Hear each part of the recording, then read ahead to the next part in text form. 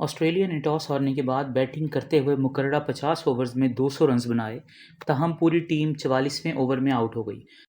Match کے ابتدائی overs میں آسٹریلی اوپنرز نے قدرے محتاط انداز میں اننگز کا آغاز کیا، لیکن جلد ہی پاکستانی سپنرز نے میچ کا رخ بدل دیا اور بغیر گوگل میپ کے ہی آسٹریلیا ٹیم کو گھما دیا۔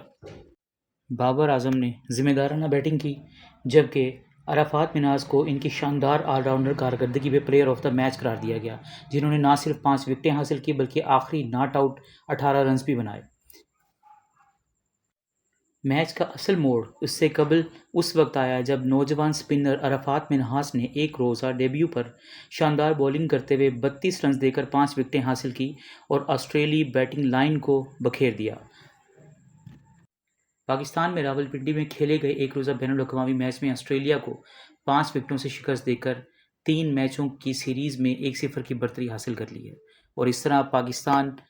ایک میچ آگے ہے آسٹریلیا سے، اور ہوپس ہو کہ ان کی اچھی پرفارمنس جاری رہے گی اور اچھا کھیلتے رہیں گے۔